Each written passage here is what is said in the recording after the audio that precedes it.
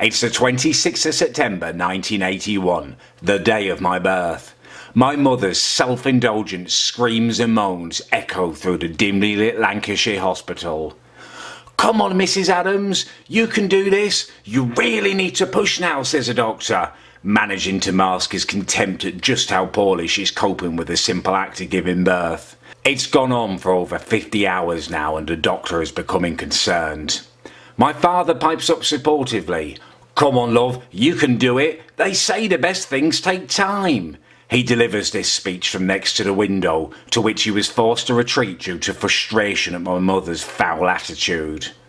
"I just want it out of me," screeches my mother, thus ensuring that some of the first words my tender new ears would hear were ones of rejection. "We're going to intervene," says the doctor, now realising just how lazy this woman was. My mother is cut and a Ventouse suction cap is applied to my infant head. I am ripped screaming from my mother's birthing canal. Incidentally, this suction cap is most likely responsible for my slightly strangely shaped head, and if so, this is entirely my mother's fault. Millions of women give birth naturally all the time. She was just too lazy to do it properly. A short time later, after the nurses cleaned me up, my mother had a choice. Would she like to feed her newborn baby for the first time, to provide nourishment to her new son? Would she, heck? She selfishly elected to go and receive a blood transfusion, thus establishing a lifelong habit of putting herself before me. My father was left alone with me and proceeded to bottle feed me. Showing the first signs of my enhanced mental capacity, I took to the bottle straight away and never looked back. Although newborns are not widely regarded to have the power of cognitive thinking, if I did have any thoughts going through my infant mind, I'd imagine it was just sheer gratitude for my own self-reliance, and the fact that I would never have to put that woman's mammary glands into my mouth. The whole birth experience was brutal and incredibly stressful for both my mother and for me, a fact which she neglects to even acknowledge when telling the story of my birth now. It's all about how hard it was for her. Selfish. At the age of 6 months I was parted from the north as we swapped the Ribble Valley for the Isle of Wight. The north remembers. We moved to be closer to the family. Pictured here with cousin Oliver, a young me can be seen reaping the benefits of this decision. I was a huge hit with all the cousins and indeed the entire Adams family. I flourished in this environment and quickly turned my attentions to growing my first teeth. I enjoyed the benefits that this decision brought, and I'm told that I very much enjoyed solid foods as soon as they grew. They also presented me with my newest and first way to defend myself, and defend myself I did. Apparently, my mother often left baby groups in tears after some punk baby had tested me in some way. They were all dispatched with a quick yet efficient biting. My father is noted to have remarked at the time that I knew how to stand up for myself from the very beginning. As I quite frankly smashed the job of developing both physically and mentally, there were only two problems in my young life. One, my hair was coming through in a decidedly sandy blonde colour. I was at risk of early onset ginger, and nobody could explain it. Both of my parents had dark hair. The other problem was that of my mother. Unfortunately, my father worked each day, so I was left in her company the majority of the time.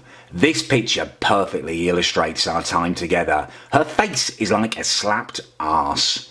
She has retrospectively tried to rewrite history and claim she was suffering from postnatal depression in this time, but she is exactly the same now as she was then, so you can be the judge of that.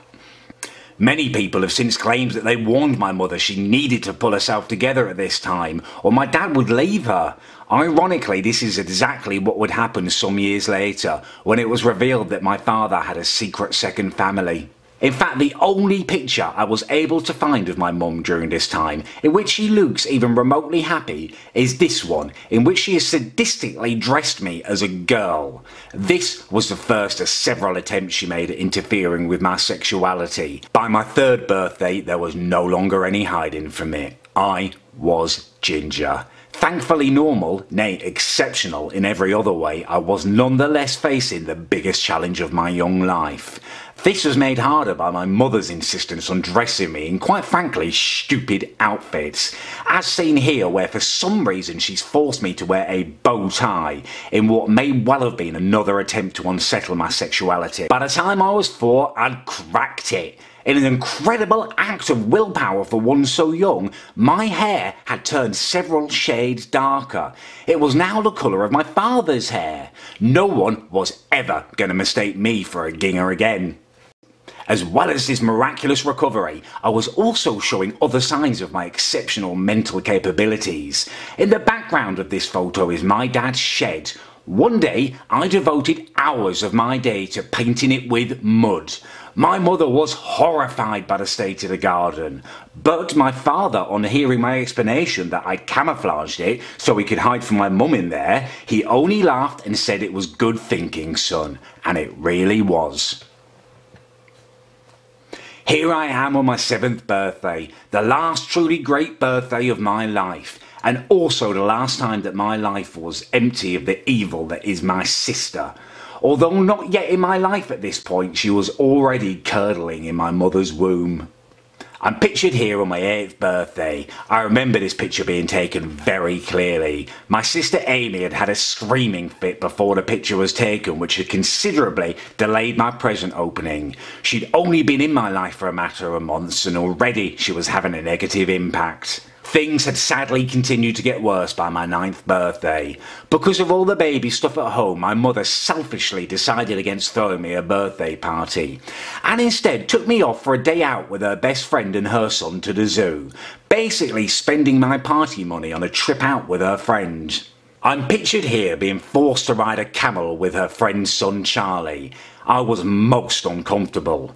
Seen here from another angle, it's clear that Charlie, due to the lack of space on the camel, was pushing back against my private parts. Although only young, I clearly remember thinking that this is a bit gay.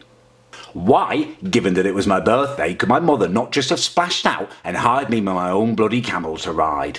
It was clearly another attempt to interfere with my sexuality. Thankfully for the ladies, the gay didn't take, and the fact that I was able to go through such an ordeal unscathed at such a young age really was the beginning of my lifelong mantra: no homo, no homophobe.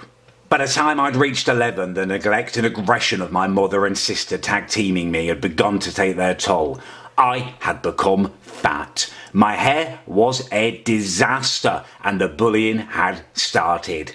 With my chubby cheeks and fluffy hair and overall cherub-like appearance, I was an obvious target. Toby Hooper and Philip White were amongst the worst of the culprits. However, happily, I rediscovered my former aggression and determination and said no one pushes Callum Adams around. I refused to give in to my tormentors and set about getting myself in shape. I spent a lot of hours down the cycle tracking cows, jogging to lose the weight. I also began a paper round at this time, which helped as well. The weight fell off over the next few years, and as my fighting capabilities also increased, the bullies soon learned to leave me alone. To be completely honest, and that's all I want to be, the weight also dropped off, as it was around this time that I discovered the joys of the female form. I lost all interest in food and became, quite frankly, a feckless little wanker. I make no apologies for this. It's a rite of passage, and it made me who I am today. At home, things got better too, as my younger sister was born. Straight away, she was a delight. Finally, a female in my immediate family who was not a Mardy Sket. As puberty continued to pulse through me, I grew ever taller, although I was also shy. Pictured here at 14, my shy side is clear. Also clear via the poster on the wall is the duality of my nature at this age. My two loves, Pamela Anderson and Blackburn Rovers.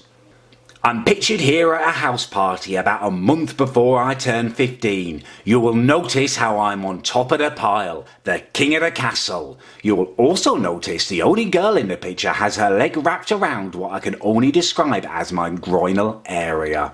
The magnetism is taking effect. If you squint in the right light, you can almost see the man that I will become. A boy, bright and clever, strong and true, stands on the verge of becoming a man.